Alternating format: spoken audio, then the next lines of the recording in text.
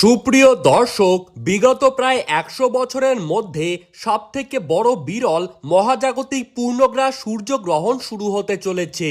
আর মাত্র কয়েক ঘন্টার মধ্যেই গোটা পৃথিবী জুড়ে নেমে আসবে ভয়াবহ অন্ধকার। পূর্ণগ্রাস সূর্যগ্রহণের প্রভাব সবথেকে বেশি পড়তে চলেছে গর্ভবতী মায়েদের উপর। এই সময় সূর্যগ্রহণের প্রত্যেকটি নিয়ম কানুন আপনাদেরকে অত্যন্ত যত্ন সহকারে পালন করতে হবে।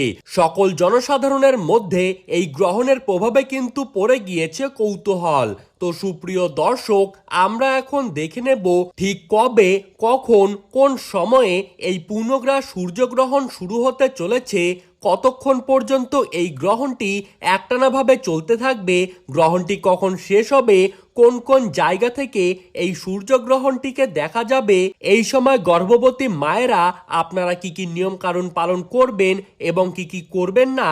তো এই সমস্ত বিষয়ে বড় বড় জ্যোতিষবিদরা কি কি সতর্কবার্তা জানিয়ে দিলেন, তাই কিন্তু আমি আজকে আপনাদেরকে জানিয়ে দেব এই ভিডিওটির মাধ্যমে।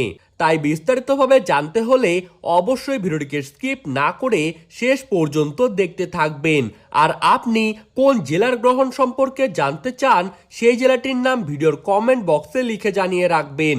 আর এই রকমই গ্রহণ সম্পর্কিত খবরের আপডেট আপনি সবার প্রথমেই যদি পেতে চান, তবে আমাদের ইউটিউব চ্যানেলটিকে সাবস্ক্রাইব করে রাখবেন।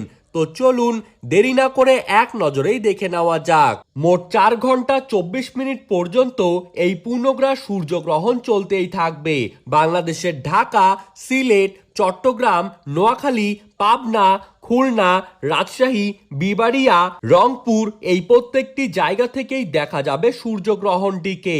এবং পশ্চিমবঙ্গের কলকাতা, হাওড়া, হুগলি, ঝাড়গ্রাম, পুরুলিয়া, বাঁকুড়া, নদিয়া, মুর্শিদাবাদ, 2 চব্বিশ পরগনা, কোচবিহার, আলিপুরদুয়ার, জলপাইগুড়ি, শিলিগুড়ি, দিনাজপুর, মালদা এই প্রত্যেকটি জায়গা থেকে সূর্যগ্রহণটিকে স্পষ্টভাবে দেখা যাবে।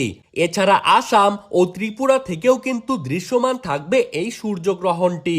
ভারত ও বাংলাদেশে পূর্ণগ্রাস সূর্যগ্রহণ শুরু হবে ইংরেজির 12ই আগস্ট এবং বাংলার তারিখে 26শে শ্রাবণ। ভারতীয় সময় অনুযায়ী সকাল 9:04 সূর্যগ্রহণটি শুরু হবে। মধ্য সময় থাকবে বেলা 11:17 গ্রহণটি সমাপ্ত হবে দুপুর 1:28। বাংলাদেশের সময় অনুযায়ী এই সূর্যগ্রহণটি শুরু হবে সকাল 9:34। গ্রহণের মধ্য সময় বেলা 11:47 এবং বাংলাদেশে এই সূর্যগ্রহণটি সমাপ্ত হবে দুপুর 1:58।